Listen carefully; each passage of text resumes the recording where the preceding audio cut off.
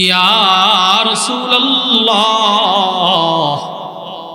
সকলকে আপনি ভাই বানায়া দিলেন, কিন্তু আমি আলীর ভাগ্যে তো কোনো মদিনাওয়ালা নাই, আমারে কার সাথে ভাই বানাবেন? আল্লাহর নবী বলে, আলী রে, মনে কষ্ট নিস না, আনতা আখি ফিদ দুনিয়া ওয়াল আখিরাহ, দুনিয়াতে তোর কোনো ভাই নাও থাকতে পারে আলী তোমার, কিন্তু আমি রাসূল বলে দিলাম, তুমি আলী আমার ভাই, দুনিয়াতেও তুমি আমি আলীর ভাই, জান্নাতেও। সুবহানাল্লাহ।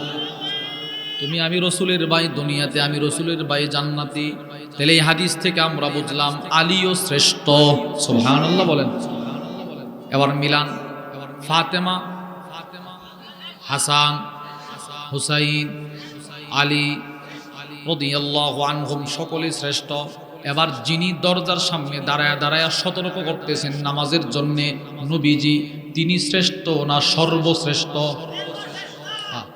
এবার একটু মিলান তো আপনি।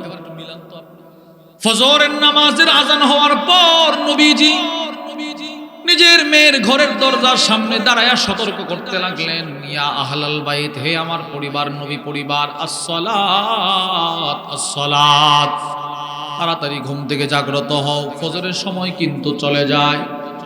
যিনি দরজার সামনে দাঁড়িয়ে আছেন তিনি হলেন সর্বশ্রেষ্ঠ। যাদেরকে নামাজের জন্য ডাকতেছেন তারা 4 জন শ্রেষ্ঠ। এবার নিশ্চিত সর্বশ্রেষ্ঠ শ্রেষ্ঠদেরকে যেই নামাজের জন্য সতর্ক করতেছেন ওই নামাজটাও শ্রেষ্ঠ। সুবহানাল্লাহ। এবার আপনারা হাদিস বুঝে থাকলে বলেন তো, নবীজি কোন নামাজের জন্য সতর্ক করেন? মাশাআল্লাহ মাশাআল্লাহ। কোন নামাজ? জোরে বলেন, কোন নামাজ? তাহলে আমরা নবীজির বক্তব্যের মাধ্যমেও বুঝলাম ফজর শ্রেষ্ঠ, ফজরের গুরুত্ব বেশি। নবীজির কর্মের মাধ্যমেও বুঝলাম ফজরের দাম বাকি 4 নামাজের তুলনায় কম না বেশি? এবার আসেন, 4 নামাজের তুলনায় ফজরের দাম কেন বেশি? প্রশ্ন।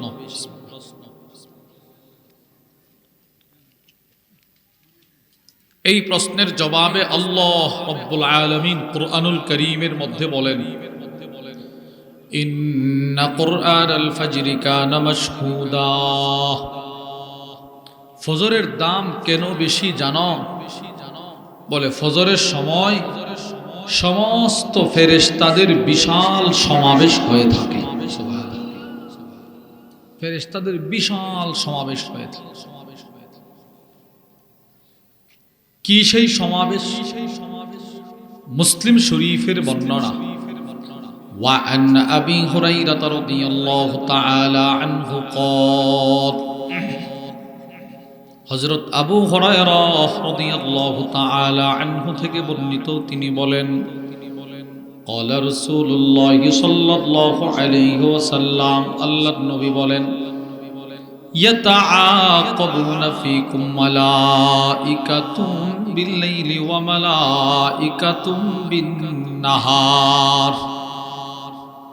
রাসূলুল্লাহ সাল্লাল্লাহু আলাইহি ওয়াসাল্লাম ইরশাদ করেন, দিনে দায়িত্বে নিয়োজিত যত ফেরেশতা, রাতের আধারেও নিয়োজিত যত ফেরেশতা আছে কায়নাতে, সব ফেরেশতাদের সমাবেশ হয়ে থাকে ফজরের নামাজের সময়। ইয়াজতামিউনা ফি সালাতিল ফাজরি ওয়াল আসর, আসরের নামাজ আর ফজরের নামাজের সময় সমস্ত ফেরেশতাদের একটা সমাবেশ হয়ে থাকে।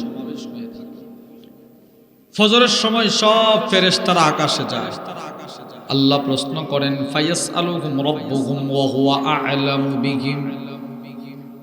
আল্লাহ পাক ফেরেশতাদেরকে প্রশ্ন করে, এই ফেরেশতারা আমার বান্দাদেরকে তোমরা কোন হালতে দেখে আসছো? ফেরেশতারা বলে, আল্লাহ, যখন গতকাল আসরের সময় গিয়েছিলাম তখনও দেখছি আপনার বান্দারা নামাজে দাঁড়ানো। এবার আজকে আমরা যখন ফজরের সময় চলে আসছিলাম তখন আমরা তাকায় দেখি আপনার বান্দারা আরামের ঘুমকে হারাম করে প্রত্যেকের মসজিদে আপনার কুদরতি পায়ে সেজদায় পড়েছিল। সুবহানাল্লাহ। এই ফেরেশতারা আপনার ফজরের সাক্ষী দিবে। এই জন্যে রব্বুল আলামিন বলেন, ফজরের দাম অন্য 4 নামাজের তুলনায় কোটি কোটি গুণ বেশি। সুবহানাল্লাহ। তাহলে প্রিয় ভাইয়েরা আমার, আমরা কোরআনুল কারীমের একটা আয়াত থেকে বুঝলাম ফজরের দাম বাকি 4 নামাজের তুলনায় কম না বেশি? এবার আসেন আমরা হাদিস থেকে শুনব। হাদিস থেকে আমরা ফজরের গুরুত্ব শুনব দুই ভাবে। এক, নবীজির বক্তব্যের মাধ্যমে। দুই, নবীজির কর্মের মাধ্যমে। বক্তব্যের মাধ্যমে এর দৃষ্টান্ত বুখারী শরীফের বর্ণনা, মুসলিমেরও বর্ণনা। وعن أبي هريرة رضي الله تعالى عنه قال হযরত আবু হুরায়রা রাদিয়াল্লাহু তাআলা আনহু থেকে বর্ণিত, তিনি বলেন قال رسول الله صلى الله عليه وسلم, আল্লাহর নবী বলেন إن أثقل صلاة على المنافقين صلاة العشاء والفجر, আল্লাহর নবী বলেন ফজরের নামাজ আর এশারের নামাজ মুনাফিকদের জন্য বড় কষ্টের নামাজ। মুনাফিক ফজর পড়তেই পারে না, যারা মুনাফিক এরা এশাও পড়তে পারে। তাহলে এই হাদিসে আপনি কি পাইলেন? নবীজি বলেন ফজরের নামাজ মুনাফিকদের জন্য বড় কষ্টের নামাজ, ভারী নামাজ। এই হাদিস থেকেও আমরা বুঝলাম নবীজি বক্তব্যের মাধ্যমেও বুঝিয়েছেন ফজরের গুরুত্ব বাকি নামাজগুলোর তুলনায় কম না বেশি? এবার আসেন নবীজির কর্মের মাধ্যমে আমরা বুঝব ফজরের গুরুত্ব বেশি। তিরমিজি শরীফের বর্ণনা وعن أنس بن مالك رضي الله تعالى عنه قال, হযরত আনাস ইবনে মালিক থেকে বর্ণিত, তিনি বলেন কানা রাসূলুল্লাহ সাল্লাল্লাহু আলাইহি ওয়াসাল্লাম ইয়ামুরু বিবাবি ফাতিমা। হযরত আনাস ইবনে মালিক বলেন আল্লাহর রাসূল সাল্লাল্লাহু আলাইহি ওয়াসাল্লাম ইদা খরাজা ইলা সালাতিল ফজর, আল্লাহর নবী যখন ফজর পড়ানোর জন্য নিজের ঘর থেকে বের হইতেন, এবার নবীজি মসজিদে নববীর দিকে যায়, যাওয়ার সময় নবীজি নিজের মেয়ের ঘরের দরজার সামনে দাঁড়াইতেন। সুবহানাল্লাহ বলেন না? আল্লাহর নবী নিজের মেয়ের ঘরের দরজার সামনে দাঁড়িয়ে দাঁড়িয়ে ডাকতেন আর বলতেন ইয়া আহলাল বাইত, এই আমার পরিবারের লোক, এই আহলে বাইত শোনো, আসসালাত আসসালাত। ফাতেমা ঘুম থেকে জাগ্রত হও, হাসান ঘুম থেকে জাগ্রত হও, হুসাইন ঘুম থেকে জাগ্রত হও, আলী ঘুম থেকে জাগ্রত হও।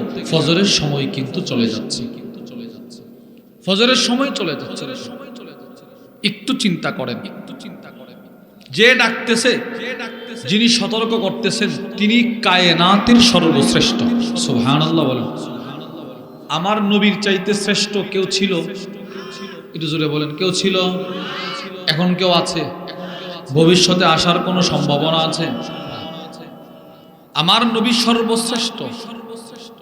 আল্লামা আব্দুল ফাত্তাহ আবু গুদ্দা রাহিমাহুল্লাহ বলেন লাম ইয়াকুন ফি আসরির রাসূল ওয়া মা দানা তরফাই মান কারাবাহু ফি ফাদলি ওয়ালা দানাহু ফি কামালি।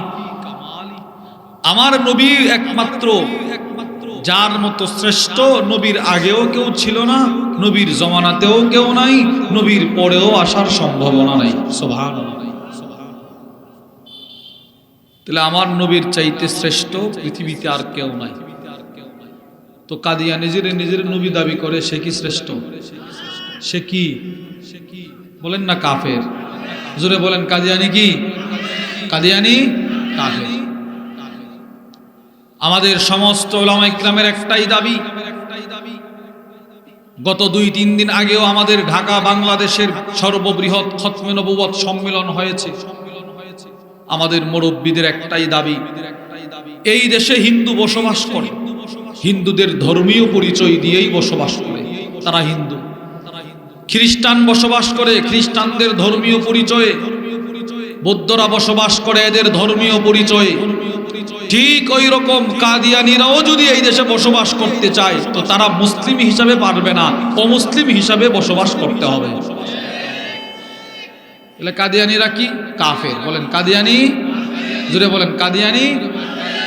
বাস, সোজা কথা, সাফ কথা। আমার নবীর চাইতে শ্রেষ্ঠ কেউ ছিল না।